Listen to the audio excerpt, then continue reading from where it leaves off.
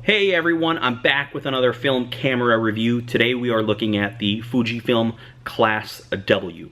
The Klasse W is a high-end point-and-shoot released by Fujifilm back in 2007.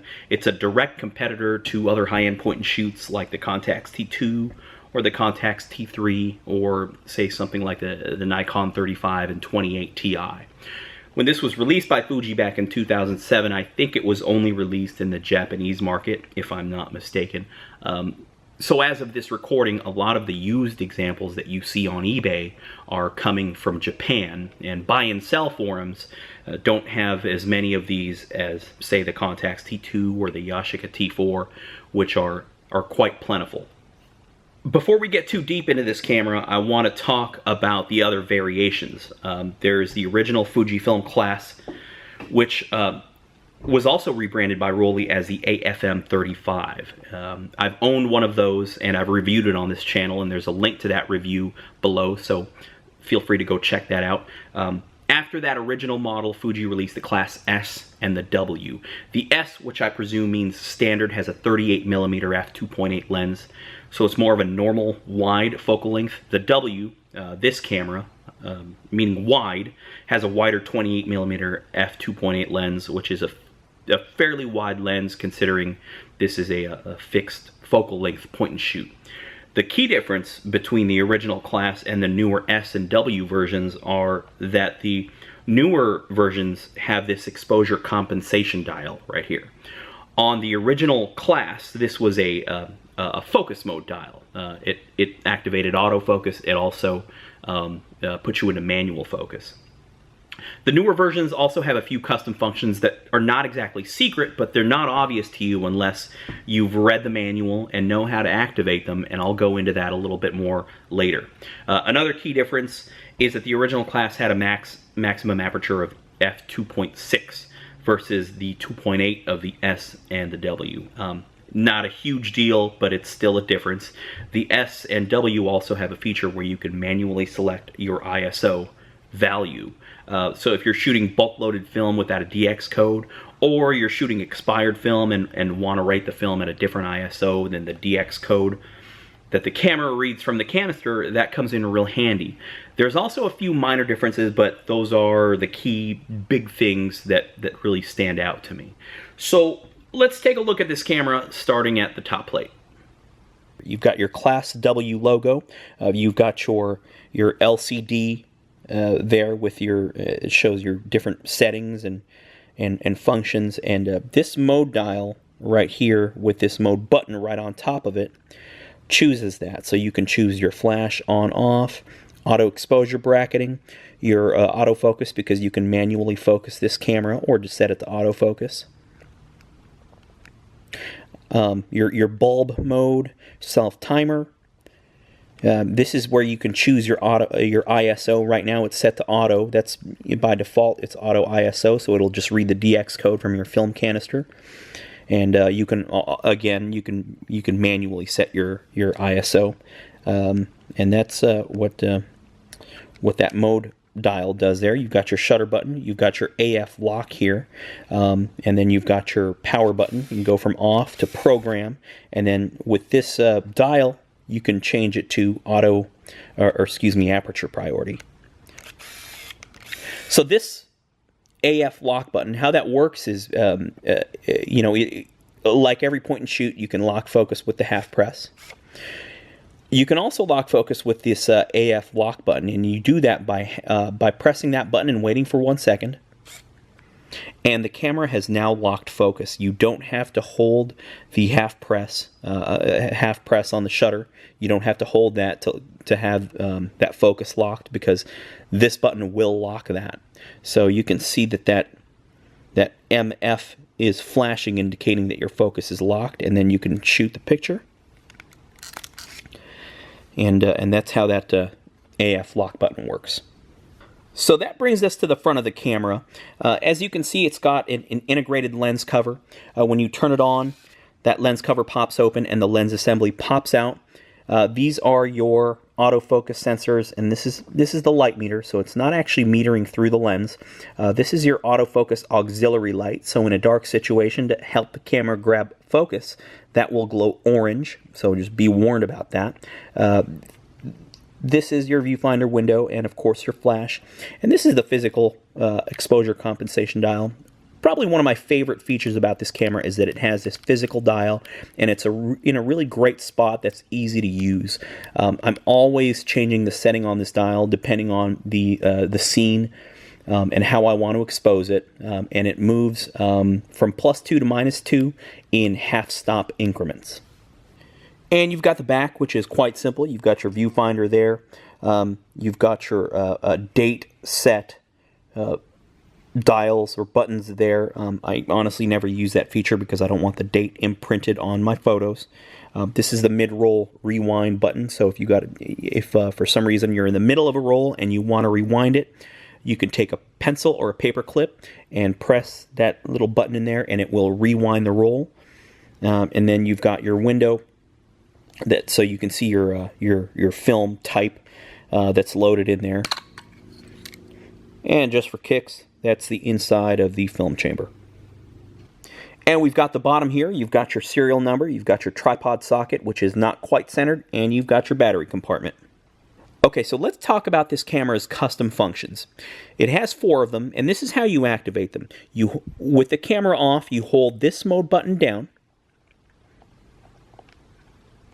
and you turn the camera on. And you can see right there in the LCD window is custom function 1 is off. You see after a couple of seconds it kind of gets out of that mode, so you've got to be quick about it. So let's do that again.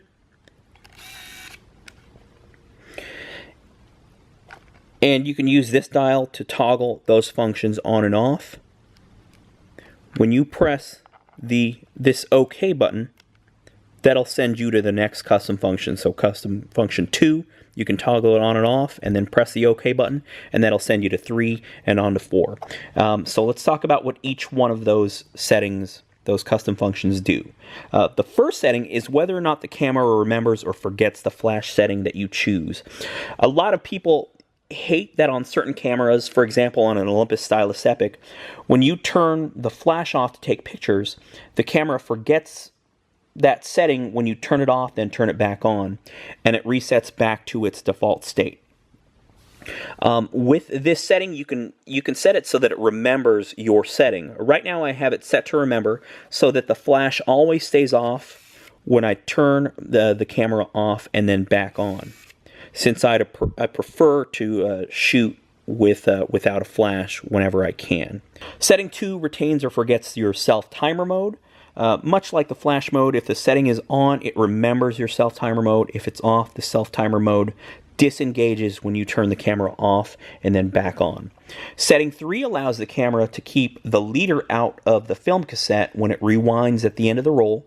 When the setting is on, the leader sticks out of the cassette. When it's off, the leader is wound all the way back in, just like on a regular point and shoot. It's wound all the way back into the cassette. If you have this feature enabled, you have to be really careful about mixing up your exposed rolls with your unexposed rolls, or else you run the risk of having a roll full of double exposures, which I guess can be kind of cool if you actually intend to do it. Setting 4 has to do with the autofocus. By default, when you half press the shutter, the lens assembly moves into place like so. I'll show you. So here's the half press. So if you notice, there's that slight delay between the half press and when the lens assembly moves into place. When the setting is on, the lens assembly moves into place after the full press. So in other words, you half press, the camera decides where it's going to focus, but it isn't until after the full press of the shutter that the lens assembly moves into place and the shutter opens, which is a more common attribute of other point and shoots. So let's talk about this delay.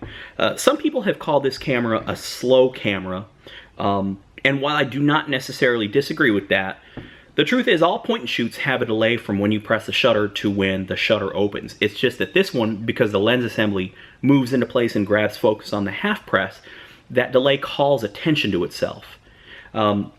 Similarly with this Nikon 35 Ti, the same thing. The lens assembly zips into place and it locks focus on the half press, and there is a split-second delay, which I'll show you here. So you can see that delay here, and what I think is happening is that delay calls attention to itself because it's on the half press. On a camera like the Contax T2, the lens assembly moves into place and the shutter opens after the full press, but there is still a delay. Same thing on the Stylus Epic. This is a limited edition, but other than that, it's still the same thing as a Stylus Epic. When you half press it, the camera grabs focus, but the lens assembly doesn't move into place until after the full press, so that delay doesn't really call attention to itself. There is still a delay, though.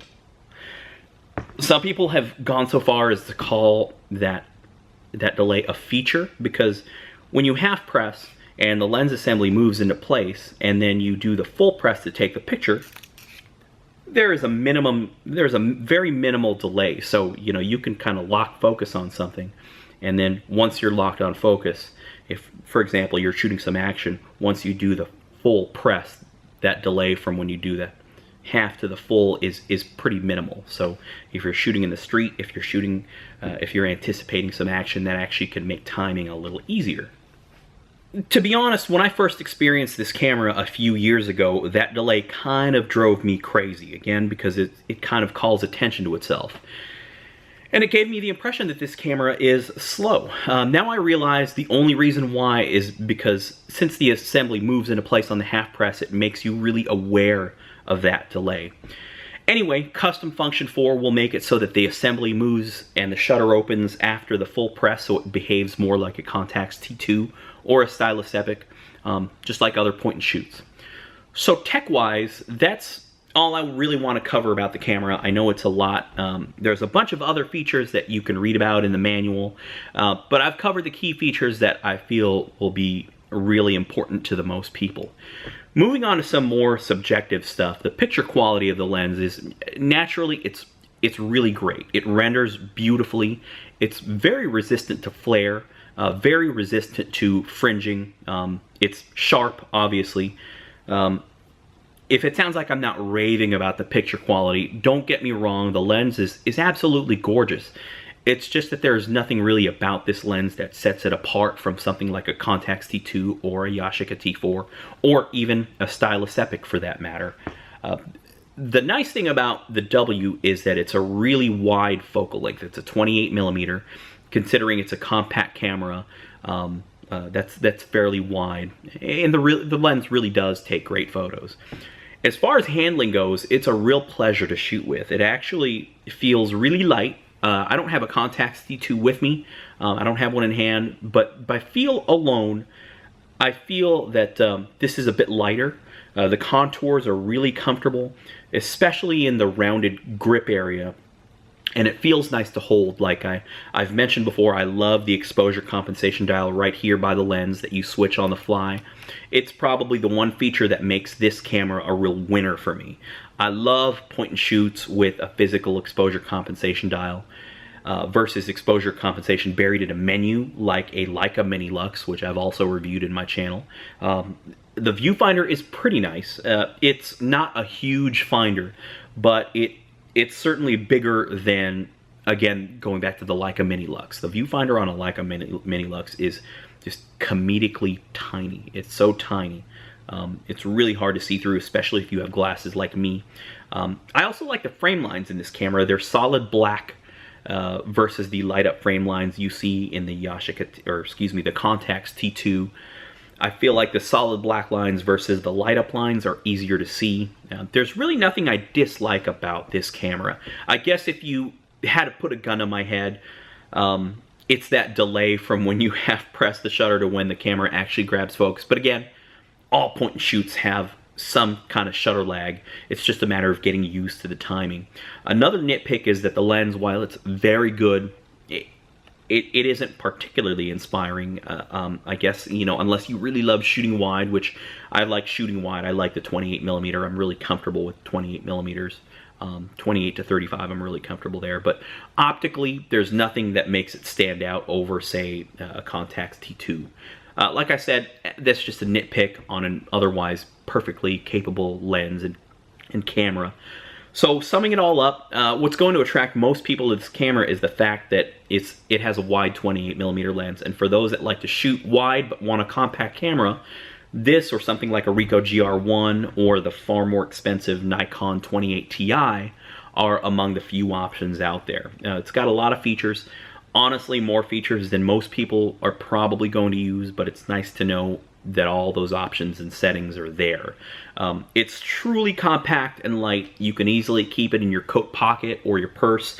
It's a lot of fun to shoot with. It takes really great photos. I highly recommend getting your hands on this camera if you can find a good deal on one. The used market has slowly been climbing in value on this camera right now. I've seen them creep up in the last couple of years from about $350, and now they hover over $400, $450 US. And this is just in the last couple of years maybe. So that's it for now, guys. Thanks so much for watching. If you like film cameras, shooting with film, please subscribe to my channel. Check out my website where I talk about a lot of other film-related stuff, interviews with film photographers, and sell some film-related merch as well. So thanks for watching, guys. I'll see you next time.